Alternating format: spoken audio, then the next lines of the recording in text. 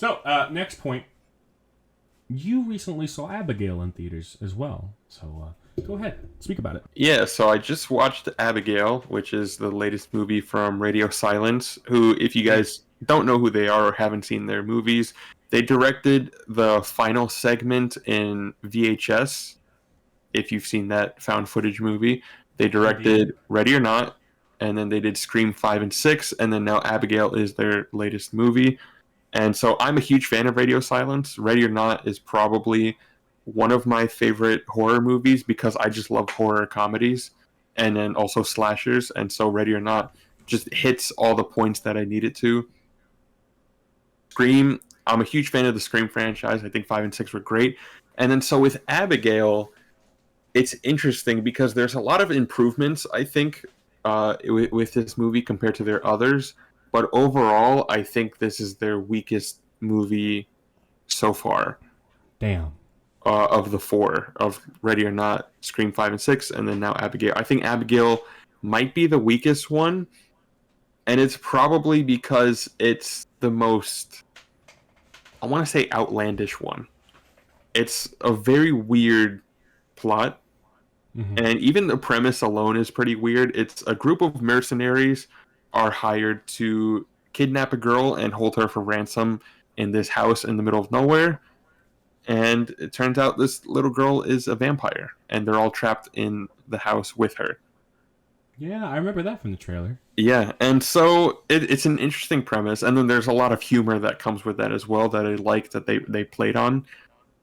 But I think what really brings the movie down for me is honestly the cast. I Hmm. didn't really like a lot of the performances in this movie. I think Yikes. the main girl, Joey, I think is her nickname in the movie. I think Joey is really good, and then Catherine Newton is she steals the show. She's the best actress in the movie. She is a modern day scream queen. She's done Freaky. If you guys have seen that one, she most recently did Lisa Frankenstein, which I haven't watched, but I've heard it's really good, really fun. She's in Ant Man. Don't She, forget Ant she is Man. an Ant Man. I'm gonna choose to forget Ant Man personally, Yeah, yeah, right, right. but she is the standout performer in Abigail, and her character. She's comedic relief. Her and one other character. I'm gonna get to him in a sec. Oh boy. Oh um, boy. He's so got layers to this shit, ladies and gentlemen. Oh fuck. Go ahead. so her character is, for comedic relief, she could easily be one note and unlikable. But I think in the way Catherine Newton portrays the character, it just makes her feel charming and a bit likable. And yeah, you're not gonna love her. That's kind of comes with the type of character that she is. But Indeed. she's entertaining to watch, and every scene with her is a lot of fun. And even just little lines of dialogue here and there are really fun. And now the guy, the other comedic relief in the movie that they partner with Catherine Newton a lot. I don't know the actor's name, but I have seen him in other things. But this character is the dumb brute archetype. He's really buff, he's really strong, but he's also really stupid. My issue though is that this character is too stupid, like to Damn. the point where it's like unrealistic. And so for me, if I'm going to compare this to one of Radio Silence's other movies, I'm going to go with their best one, which is Ready or Not. What made Ready or Not as good as it is the cast and the characters. Everyone felt realistic, and yeah, there were some over the top funny moments with certain characters, but for the most part, everyone was pretty grounded. Pause. Sorry. I No, had you're to, good. You're good. yeah, I'll what's up? pause you. So, I feel like, correct me if I'm wrong, Hmm. what you're trying to say here is, what you're saying, you're excelling. What you're saying here is that when you watch a Ready or Not, the parodical moments, the parody kind of moments that are like overly stupid are very identifiable as indeed parodical. While Abigail, it's a bit blurred.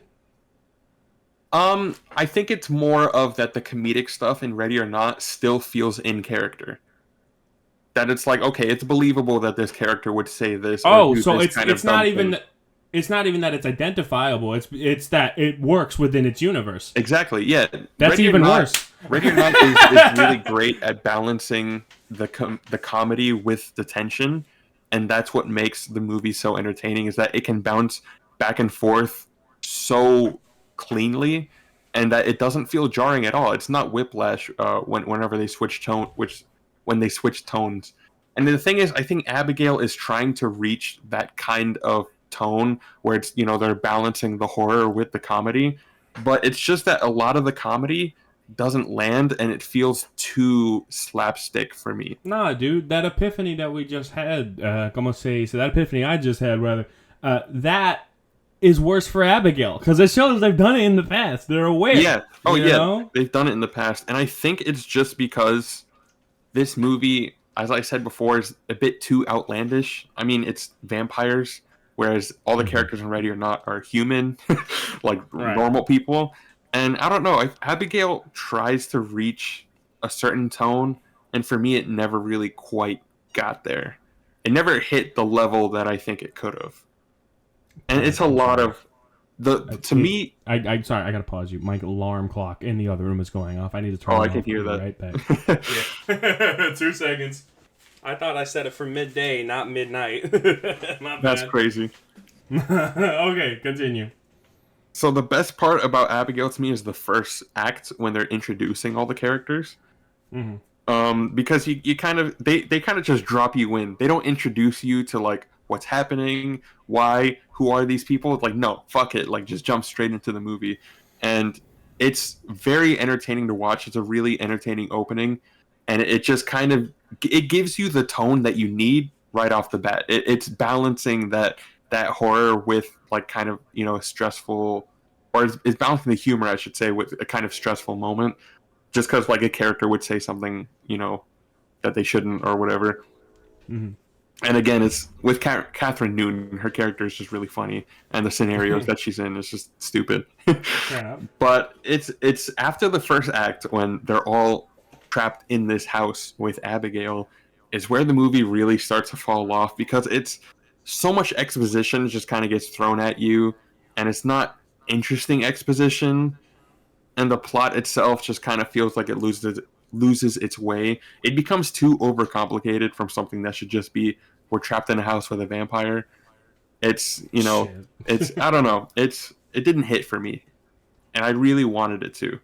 There's a lot of great things to this movie though, like the practical effects with the gore. That shit looked great, and there's a shit ton of blood in this movie. There's a lot of blood in this movie, Mm. and it's very fun to see, especially the way they do it, because they took a concept that was in Ready or Not, and they've run with it here, with just blood flying everywhere, and it's entertaining. But yeah, this movie just I don't know. It's missing something. I hear It's you. really missing something, and then the quality of the writing is not as strong as their previous movies. So Does it feel hollow in a sense, or is there enough personality to where it doesn't feel that way? there's personality for sure, and Mm-hmm. you can tell that there was a lot of creative ideas thrown into this movie, but it also does kind of have that hollowness to it that I don't really know. I don't know if it's because the movie Mm-hmm. feels artificial in that I know what they're trying to go for and they're not quite hitting it. Were these ideas thoroughly explored? Yes and no. Mm. They See, that's the thing. sacrifice. That's the thing. You don't want to introduce ideas or themes in the scripts without properly going through them. It's sometimes less is more, and when you throw too much stuff in, it's harder to kind of have everything come to a reasonable resolution. So that's why I asked that question. Continue. Yeah, and it's just really a thing of like the exposition and the overall plot like of the movie, like the meat, the depth is Mm-hmm. doesn't really hit. It should be focused more on the characters, but I feel like the movie really loses its way about halfway through. The second half is pretty weak compared to the first half, I think. Yikes! Yeah. And so it really loses its way in terms of characters, and then characters that should be smart end up not being smart, and it's I don't know, it's just a lot of it's a lot of yin and yang with this movie. It's like for every good thing you Does get this a movie bad do thing. that shit? Does this movie do that shit where a smart character makes a dumb decision for the plot? Uh, kind of. Okay, so it's not clear cut like the fucking Belko experiment with that one chick in the elevator. Well, so what are you thinking? And I'll see if maybe there's a moment that kind of compares to it. Well, like I said, something that's more obvious. So, like, como se dice, like a character does something stupid that gets them killed, even though that character has shown in the past that, like, that like they're smart enough to avoid those kinds of things, you know. Okay, I don't think there's any of that in the movie. So It nothing overtly obvious, right? There's like, oh, you yeah, stupid bitch. Don't treat the audience like idiots. You know what I mean? yeah, So I'm yeah. glad Abigail doesn't It do that. it's just more of like, like a character would make like an on the fly, like an impulsive, choice, like maybe to try and save themselves, and it's just Hmm. kind of like, it backfires on them, and you're just kind of like, that's stupid. It's like that's whatever. Like they could have done that a little better, You but think it was cheap? huh? You think it felt cheap? No, Mm, I don't think it felt cheap. It just kind of felt like the movie knew where it wanted to go, but didn't know how to get there. that's fair. So it's like they sacrificed, character for specific moments. Mm. And I think this movie should have been all about character, and it wasn't. I think there's too much plot and too much. Oh, this would be a fun horror sequence, and less of just why are these characters interesting. I think a lot of directors or just filmmakers in general, like the crew, whatever. I feel like a lot of people don't understand the fact that these are films and not tech demos. You Yeah. know what I mean? Avatar is a good example of that. hmm Continue. And it's not to say Abigail is devoid of personality. It's really not. Right. There's a lot of great style to it, and Right. they've gotten But they better. lean in. But they lean into tech demo too much. Continue. I'm sorry. Yeah, they've definitely improved technically as Mm-hmm. filmmakers from Ready or Not, but it's the writing that has kind of flipped. They Right. focus too much on the technical aspect, and I think the story is not quite there. Yeah, I agree Yeah, 100%. so that's my final say on Abigail. If you like Radio Silence, you might enjoy the movie. In fact, you might love it, but to me, it just didn't hit in the way I wanted it to, and I wonder if it's just because I love Radio Silence's films that maybe I had too high expectations. Mm. Um, but it just the movie just didn't. It wasn't what I wanted it to be, and I feel therefore I like didn't really enjoy myself. I feel like that excuse that go on say that I've seen this director before. Maybe I had too much high expectations. If the directors have a track record of making good stuff, you should have high expectations. hmm You know, I don't think you should be damned for that in any way. You, as a consumer, are not the friends of the filmmakers. You want to support them, yes, absolutely. But at the end of the day, if they make a bad product, we will indeed voice our opinions. It is what it is. So, Yeah, I do think though that Abigail is a movie I can rewatch down the line, and maybe I'll appreciate it more later. Because there are aspects to it that were very creative and very fun. It's unlike any other vampire movie I've ever seen, so that's I think the fun part of it. But yeah, no, it didn't hit the way I wanted it to. I appreciate the fact that you mentioned that. I como say that you never know how a movie's gonna hit on the rewatch. So I appreciate Oh that you yeah, brought yeah, that up. And it also goes to show that this movie isn't exactly all bad, even though we talk some shit. Like at the end of the day, like there is some good redeemable stuff here, and we may enjoy it later on. So yeah, that's smart. I like that. yeah. All I right. think the strongest part of Abigail is the premise. Mm. The premise of mercenaries being trapped in a mansion with a vampire that happens to be a ballerina girl. It's it works. it's It's a a it's cool a funny concept, it's a funny premise, yeah. And then right? it's just the execution I think could have been better of that concept. Specifically, a director who's good with character work. Yeah, I mean they are good with character work. It's just that this one was their weakest Mm. version of it. Because All I right, so think I think Scream 5 and 6 have great characters, and Ready or Not, which is their best movie, is so they've shown history of doing it then. Yeah, yeah. The thing is, like, I don't know if this movie has the same writers as Ready or Not. Do you feel It like it's a might. misstep, or do you feel like this is like thoroughly like thought through, and it's like this is what we're going for? Maybe it's a miscommunication. How do you feel? Um, I just Like think they were that going for something and they got a completely different reaction. Like how do you think? I think they were going for something, but it wasn't all there. Mm. And the thing is, I think part of that is when you if you look at their filmography, Scream 5 and 6, and then now Abigail, they've released one movie a year. Yeah, fucking hell. Scream 5 was January of 2022. Scream 6 was March of last year, and then now it's April 2024, and they've released Abigail. So a year and a month it's taken them to make these movies. And I feel like this is a movie that needed a little more time in the oven.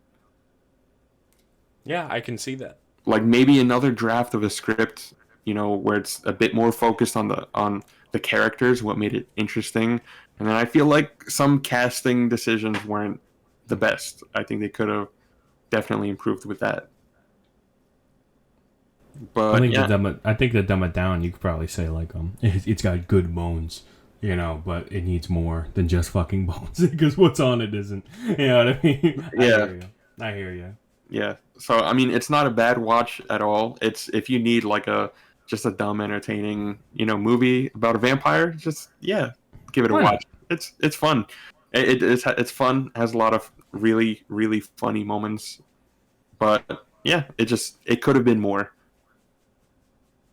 Fair enough. Yeah. Anything else you had on the subject? No, I don't really Okay, do number scores, but if I were to do one, I think this would be like a 6 or a 7. makes sense. Yeah. From what I'm hearing, I'd probably give the movie a 6. I haven't seen it though, so Yeah. Yeah. it is what it is. Yeah. I think a 6. Maybe it's the best movie of all time. I don't know. Probably not. Greatest movie of all time. Movie 6 of out the of year contender 2024. 10. Jesus Christ, that's I hope not. That's the thing, right? Like maybe you're telling the truth. Maybe there won't be any more good movies. I hope not. Yeah. Jesus Christ. Well, but if you guys haven't seen Ready or Not, I would definitely recommend that though.